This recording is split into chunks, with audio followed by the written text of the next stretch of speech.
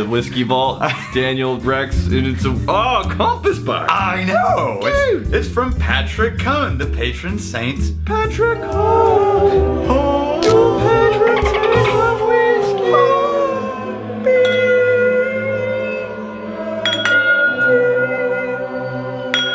I really like this new patron saint thing with the dinging of the bells. Yeah.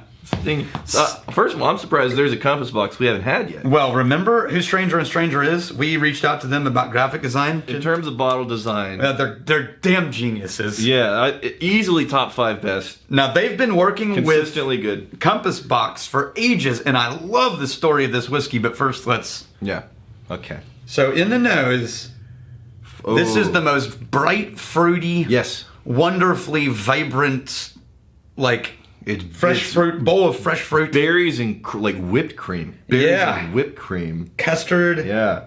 I mean, apple slices. Yeah, the vanilla. Vanillas. Wow. So, this is sweet. Exploding out of the glass. If there's a word, the word is sweet. I don't get any of the dense, musty, malty notes of a malt blend. Yeah. This is just vibrantly rich and fruity. It's, Look at that graphic. It's not something you have to go hunting for. It's 46%. Fair enough. Look at that. That's amazing. No, I know. It's got the raised. Oh, it's beautiful. It's embossed or something. I don't know what it is. Damn it. How do you even do that? I don't know, man. I wouldn't even know what to Google. For bottle label embossed.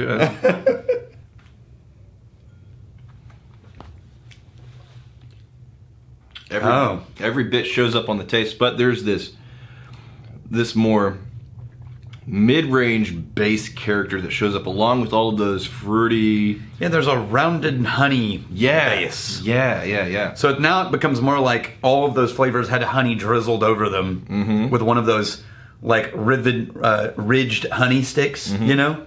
Yeah. And it stays with you. It's very oily. Very oily.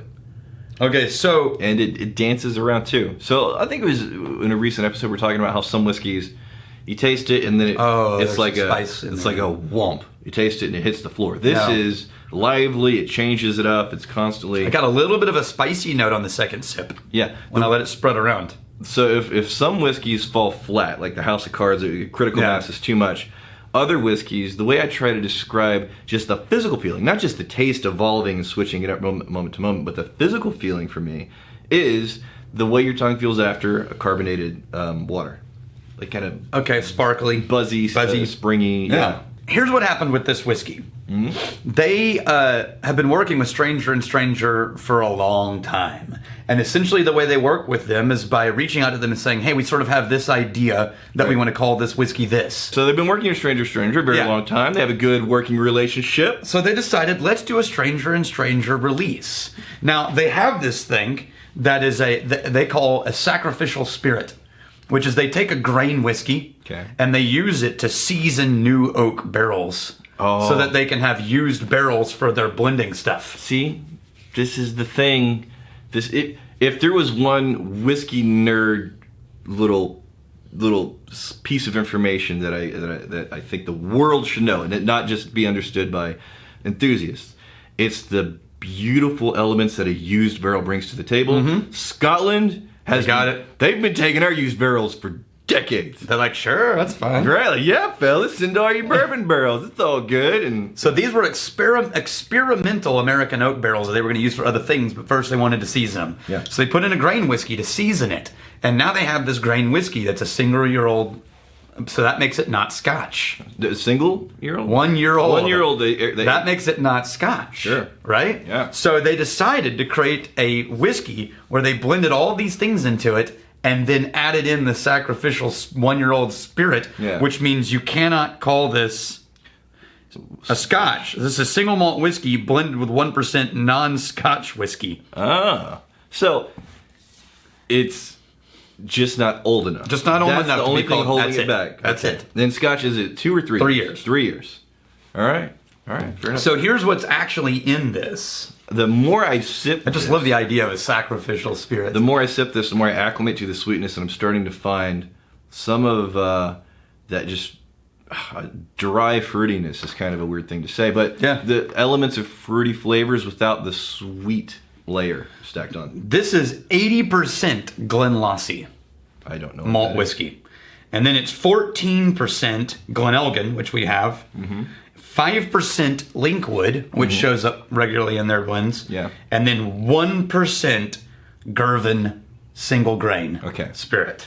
Now, I would suspect none of those whiskeys are very ancient. No, they describe these as, flavor-wise, Glenlossie providing green apples and grass, fresh grass. Right.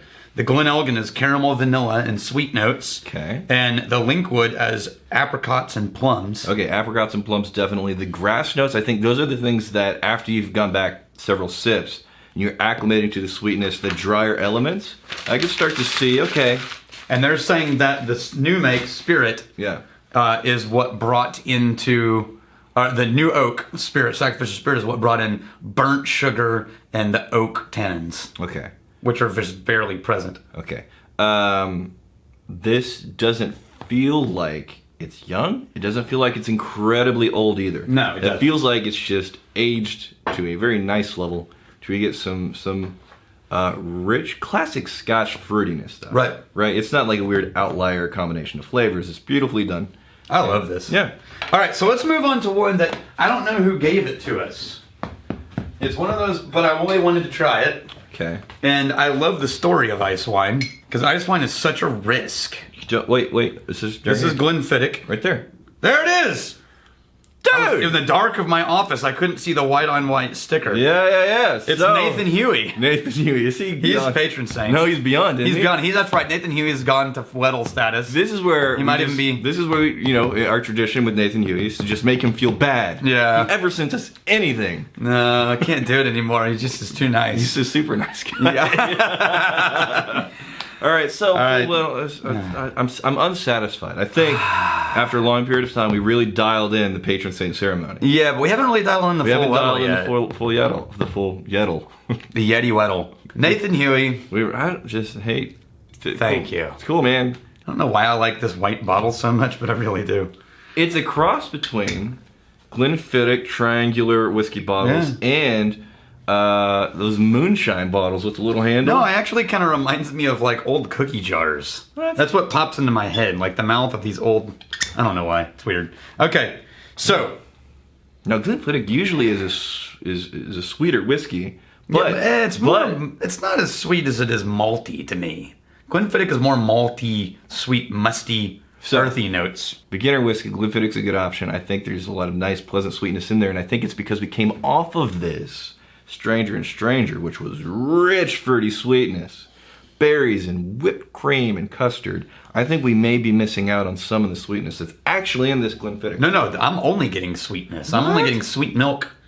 And no, I'm actually finding there's some oak malty, but that's what Glenfiddich brings to it, right? And that's going to be the regardless, but it's much sweeter than any Glenfiddich I've ever smelled. A malty oaky barrel, and you're saying it's sweeter than any Glenfiddich you've ever smelled? Yes. This is the classic 12.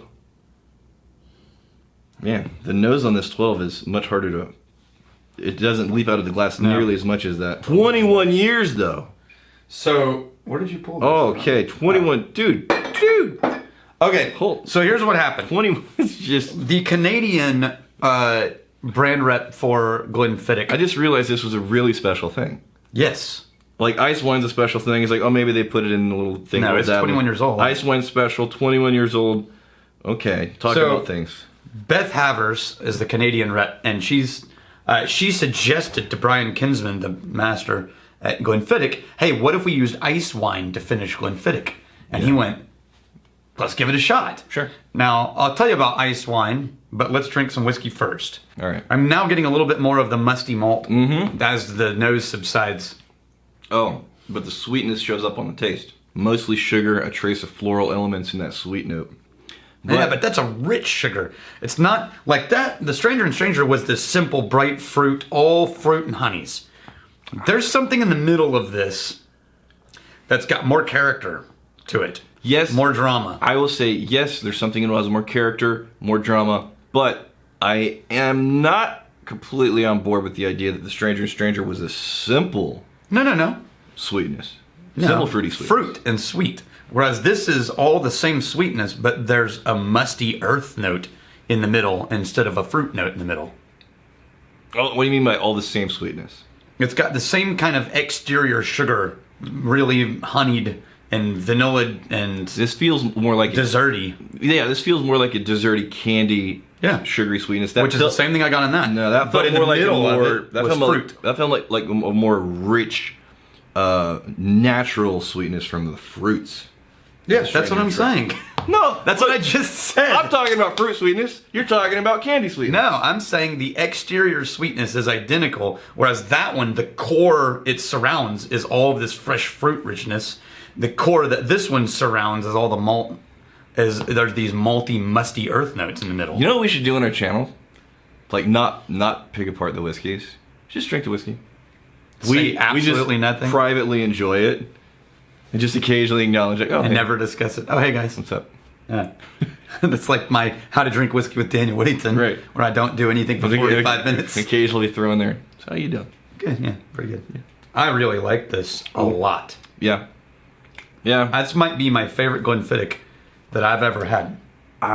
So tell us about ice wine. Okay, so ice wine is a very big risk. Right. Because it requires that you harvest these dessert wine grapes before they start to rot on the vine. Okay. So while they're still healthy and ripe, but not overripe. Okay. Right?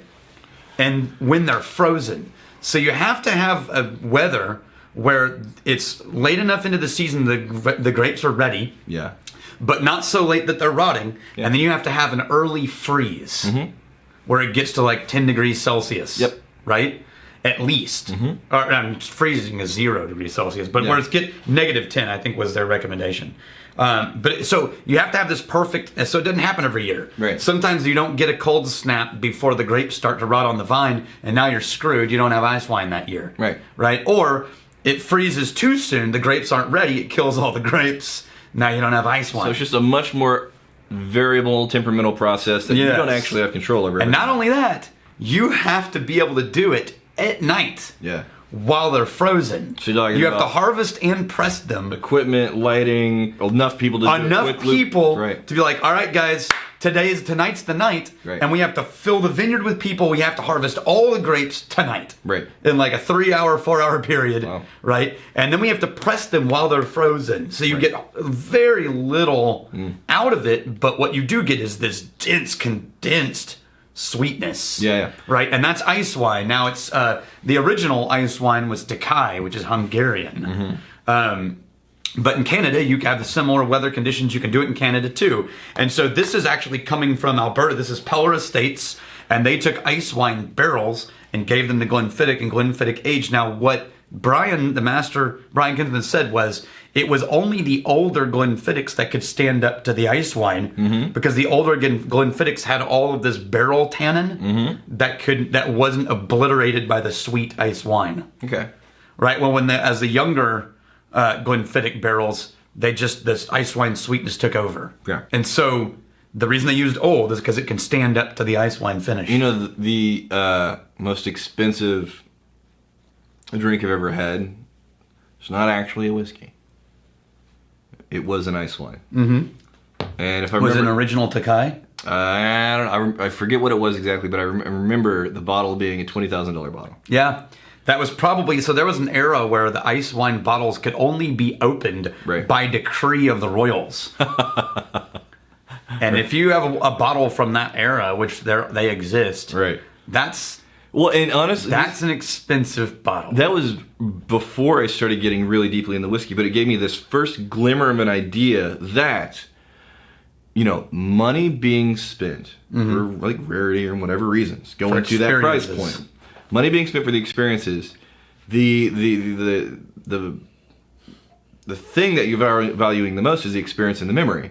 The actual drink itself, I'm drinking this thing, I was like, wow, this is so weird and exotic, and it's not that I dislike it, but as I'm drinking it, it's like, man, I know this is an experience I'll probably never have again, but I can think off a dozen different things that I'm just going to enjoy at a base level more than this ridiculously expensive. Yeah. Of course, they don't say that to the person pouring. It's relative. Right. And it's not, I didn't dislike it. It's just, yeah, there's a few things I like more. This is amazing. I'm so glad I had this. Yeah. Yeah. This was I went back to the Stranger and Stranger, and sure enough, if you just nose to nose, Stranger and Stranger is far more fruit honey, and this one's far more malt musty.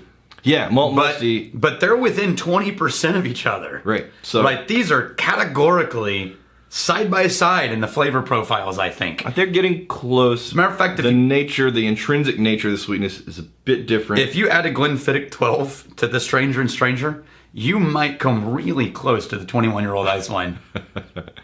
So, I think there's more of, if we're going to use a word that's very generic, character. There's more of like a character. It feels like it's just got... but not more complexity. More structure, more character, more of a framework that's not just dancing, it's just solid. I'm finding that in the Glenfiddich with the ice wine finish here. It's got a stronger structure to it. But they both are equally complex. Yeah. I really like that. Here's to fighting, stealing, and drinking. If you fight, may you fight for a friend. You steal, may you steal a lover's heart. And if you drink, may you drink with us. Mixing it up, huh? Hey, thanks for hanging out with us in the Whiskey Vault. Don't forget to throw in a like, hit that subscribe button on the bottom right, and drop a question or comment down below.